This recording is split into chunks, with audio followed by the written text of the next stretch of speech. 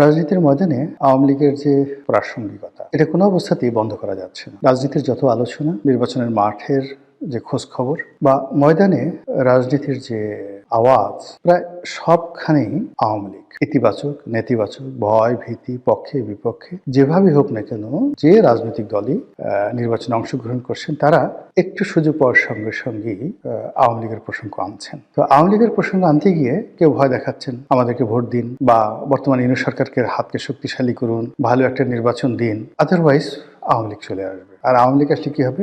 ডলা, এমন ডলা দেবে একেবারে কিয়ামত পর্যন্ত সেই ডলা বলতে পারবেন। এগুলো একটা গ্রুপ। দ্বিতীয়ত হলো দেশি বিদেশি বিভিন্ন পক্ষ, তারা বলার চেষ্টা করছেন যে আওয়ামী লীগকে ছাড়া নির্বাচনটা গ্রহণযোগ্য হবে না, ভালো হবে না, ভালো নির্বাচন হবে না, তোমরা টিকতে পারবে না, বেশি দিন থাকবে না। এই কথাগুলো অহরহ কিন্তু বলা হচ্ছে।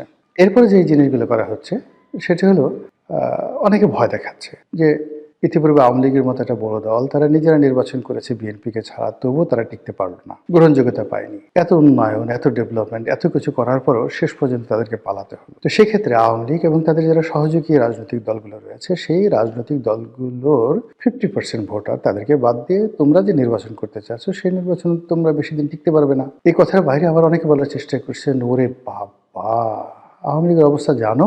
এদের মতো বদমাইশ কোনো দল আছে? পরতে পরতে এদের যাকে বলে শয়তানি বুদ্ধি, কোথায় বোমা মারতে হবে, কোথায় ককটেল ফুটাতে হবে, কার কোন জায়গায় বাঁশ দিতে হবে, কোথায় যাকে বলা হয় বট বাহিনী লাগাতে হবে। আপনি বোঝার চেষ্টা করুন যে গত 15টি বছর আওয়ামী লীগ আর জামাত একে অপরের সঙ্গে এভাবে মিশেছিল, আওয়ামী লীগও টের পায়নি যে তাদের মধ্যে জামাত আছে, আর জামাত আওয়ামী লীগের সঙ্গে থাকতে তাদের কোনো অসুবিধা হয়নি। তো সেই আওয়ামী লীগ যদি বিএনপি ক্ষমতা আসে, জামাত ক্ষমতা আসে, তাহলে তারা তাদেরকে স্বস্তিতে ঘুমোতে দেবে, খেতে দেবে, পড়তে দেবে, এটি কল্পনা করা যায় না।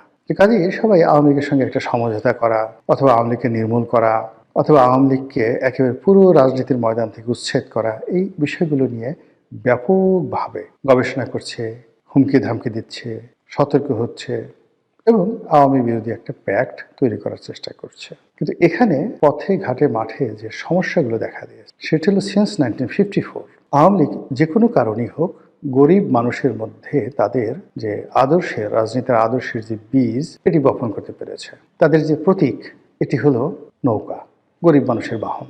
এবং এখনো পর্যন্ত আবহমান বাংলায় নৌকার যে কার্যকারিতা, অপরিহার্যতা, এটি আপনি অন্য কোনো বাহনের সঙ্গে তুলনা করতে পারবেন না। টিল নাও এখনো পর্যন্ত নৌকা 1 নম্বর পরিবহন। 2 নম্বরে যেটি আছে সেটি হলো এই দলটি গরিব মানুষের দল। তারা ক্ষমতা আসলে গরিব মানুষের জন্য সবকিছু করে, বিনামূল্যে তাদেরকে ঘর দেয়, টিউবওয়েল দেয়, 10 টাকা কেজিতে চাল দেয়, ইত্যাদি ইত্যাদি নানা রকম কথা। এখন তারা হয়তো কিছুই দেয়নি, কিছুই করেনি, কিন্তু ওই যে একটা রিক্সাওয়ালা, শেখ হাসিনার জন্য তার, শেখ হাসিনা নাই, সে কাকে ভোট দেবে, এই ধরনের কথা দেখেন ভাইরাল হয়ে গেছে। লোকজন জিজ্ঞাসা করছে যে শেখ হাসিনা যদি আবার আসে তাকে ভোট দিবেন? তারা বলে হ্যাঁ, অবশ্যই দেব। এই যে বিশাল অভুক্ত শ্রেণী, বিশাল অভাগা শ্রেণী, প্রান্তিক জনগোষ্ঠী, যাদের সবাই নৌকা, শেখ হাসিনা, বঙ্গবন্ধু, এদের জন্য পাগল। এবং পাগলের সাথে আপনি কিভাবে রাজনীতি করবেন? মানে আপনি কাউকে যদি বুঝাতে পারেন, বুঝানোর মতো একটা জায়গা থাকে। অনেক লোক বলে যে আমি হলাম, আমাদের বরিশালের আঞ্চলিক ভাষা, হিদলা পড়া আওয়ামী লীগ। আমি যখন করতাম, আমি যখন বিএনপিতেও গেছি, হাসতে হাসতে আগে আসলো যে এমপি সাহেব কাজটা করলেন কি, আপনি আওয়ামী লীগ ছেড়ে বিএনপিতে গেলেন, এই দেখেন আমাদের আওয়ামী লীগ করতে করতে শরীরে হিদলা পড়ে গেল, জীবনে কিছুই পাইলাম না, কিন্তু আওয়ামী লীগ তো ছাড়ি নাই, আপনি আওয়ামী লীগ ছেড়ে গেলেন কেন? আপনি এই কথা কি জবাব দেবেন বলেন? পরনের কাপড় ছেঁড়া, গায়ে গেঞ্জিটি পর্যন্ত নেই, কিন্তু মানে মুখ ভরা হাসি, দাঁত অনেকগুলো পড়ে গেছে, পান খেতে খেতে কালো হয়ে গেছে, আওয়ামী লীগ করে। এখন আপনি তাদের বিরুদ্ধে কিচ্ছু বলতে পারবেন না, বললেই সে আপনাকে আক্রমণ করে পড়বে। এইরকম একটা যাকে বলা হয় ফ্যানাটিক, একটা দুটো নয়, লক্ষ লক্ষ। এখন ঢাকা শহরে কত লাখ লোক রিক্সা চালায় বলেন তো আপনি? বা সারা বাংলাদেশে রিক্সা আছে কত? এই রিক্সাওয়ালাদের মধ্যে 99% লোক আওয়ামী লীগ করে, কেউ জামাত করে না, কেউ বিএনপি করে না। ঠেলা গাড়ি চালায় কত মানুষ, বুয়া আছে কত, এই বাংলাদেশে কত বুয়া আছে, গ্রামের কৃষক আছে কত, মেহনতি মানুষ, কুলি মজুর মোটে আছে কত, নাপিত আছে কত, ধোপা আছে কত, যে দেখেন 99% লোক তারা আওয়ামী লীগ করে, সব হিদলা পড়া আওয়ামী লীগ।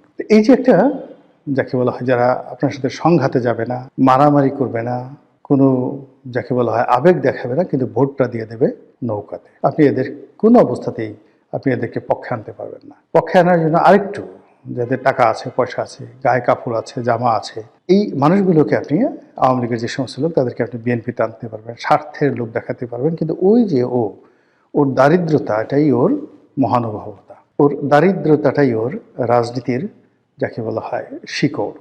এবং সেই শিকড় নিয়েই সে আওয়ামী লীগ করছে। কেন করছে সে নিজেও যায় না। আবার তার মরার পর তার ছেলে অল্প বয়স, কিন্তু সে আওয়ামী লীগ করবে। তারা তো ওই আমাদের ফরিদপুরের যারা লোকজন আছে তারা আওয়ামী লীগকে বলে আমলীগ। আর পরবর্তীতে যেখানে আমি নির্বাচন করেছি বরিশাল, সেটা ওরা আবার আওয়ামী লীগ বলে না, ওরা আওয়ামী লীগই বলে আর কি। তো যেটা বলছিলাম যে এই যে তাদের যে একটা ফান্ডামেন্টাল গ্রুপ আছে, এটা তাদের একটা মূল পুঁজি, তাদের বিনিয়োগ, তাদের অ্যাসেট, এটার উপর নির্ভর করে তারা অনেক কিছু করে। এরপরে যেটা আছে সেটাও তাদের একটা খুব ডেডিকেটেড কর্মী বাহিনী আছে।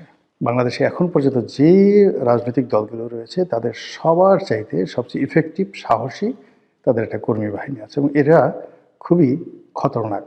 দলের জন্য তারা সব কিছু করতে পারে, বিভিন্ন রকম খতরনাক। আর এই খতরনাক কর্মীদেরকে দিয়ে তারা 1954-এ কি না করেছে, 1956-এ পুরো পূর্ব পাকিস্তান তছনছ করে ছেড়ে দিয়েছে, 1958-59-এ আইয়ুব খানের মার্শাল লকে চ্যালেঞ্জ করেছে, 62 সনে আইয়ুব খানের পুরো মসনদকে কাঁপিয়ে দিয়েছে, 66 সনে পুরো পাকিস্তানকে কাঁপিয়ে দিয়েছে, 69 একটা গণ অভ্যুত্থান করেছে, 70 একটা নির্বাচন করেছে, আর 71 একটা যুদ্ধ করেছে, মুক্তিযুদ্ধ।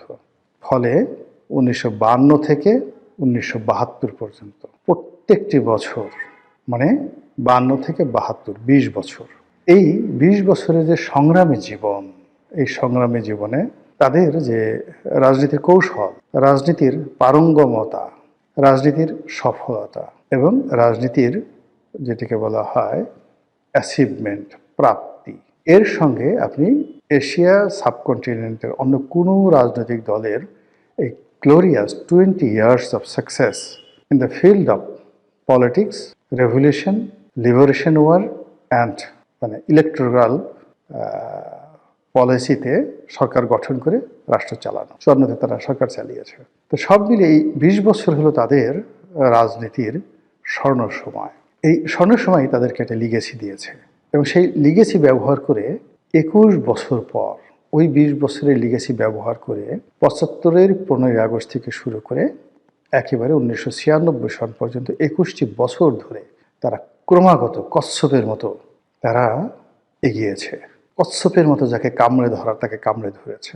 80-র দশকের যে পত্রপত্রিকাগুলো, সেটা বিচিত্রা, বিচিন্তা, আজকের সূর্যোদয়, নয়া পদধ্বনি থেকে শুরু করে যত নাম করা পত্রিকাগুলো ছিল, সেখানে গিয়ে দেখবেন যে শেখ হাসিনার পোর্ট্রেটগুলো কি ছিল। বিশাল একটা নাক ছিল, লম্বা একটা মানে গোল একটা চোখ ছিল, তাকে নানাভাবে চিত্রিত করার চেষ্টা করা হয়েছে, ভয়ঙ্কর, তারপরে শেষে দানবী, তারপরে শেষে ডাইনি, কি না করার চেষ্টা করেছে ওই সময়টাতে, এরশাদ জামানাতে।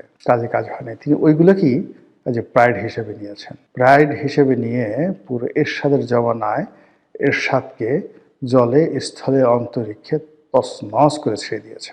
এরশাদের পরে আবার 91 থেকে 96 সে মানে বেগম জিয়ার জমানা, তছনছ করে ছেড়ে দিয়েছে, ঘুম হারাম করে দিয়েছে। তখন তো বেগম জিয়া অনেক শক্তিশালী ছিলেন, সরকারও শক্তিশালী ছিল, দেশের বিধি ব্যবস্থা, আইন কানুন এখনের সাথে 100 গুণ পারফেক্ট ছিল, পুলিশের অনেক ক্ষমতা ছিল। তারপরও ওই সময়টাতে আপনি গিয়ে দেখেন আওয়ামী লীগের যে রাজপথের যে তাদের যে পারঙ্গমতা, ইফেক্টিভনেস, বদমাইশি, কূটনীতি, ভালো মন্দ সব মিলিয়ে, মানে এক একটা নেতা মানে কি, এক একটা নেতা মানে এক একটা পরশ পাথর, এক একটা নেতা মানে বটবৃক্ষ, এক একটা নেতা মানে ইবলিস, সব মিলিয়ে আওয়ামী লীগ।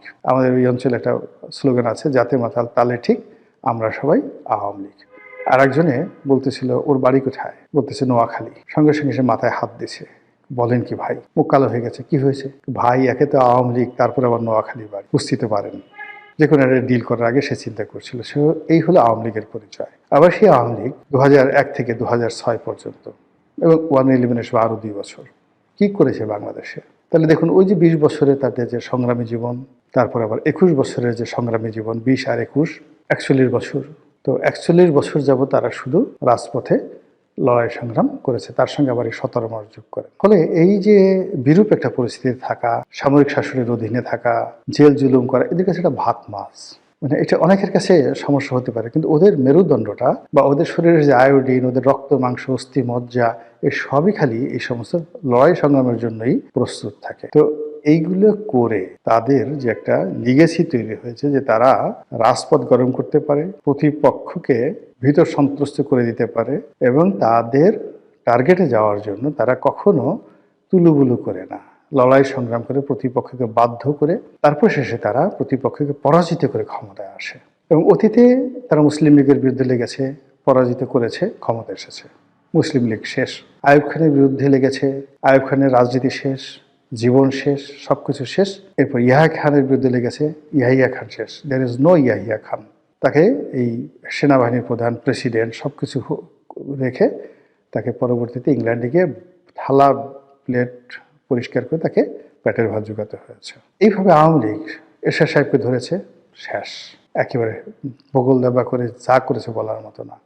এইভাবে যখন তারা যাকে টার্গেট করেছে, ক্যান্সারের মতো, একেবারে ক্যান্সারের মতো শুষে, রক্ত শুষে, ভ্যাম্পারের মতো, ডাইনির মতো, মশার মতো, যেভাবে বলেন না কেন, যাকে টার্গেট করেছে তাকে ধীরে ধীরে ধীরে ধীরে পুরোটা শেষ করে দিয়েছে। এই যে আওয়ামী লীগের লিগেসি,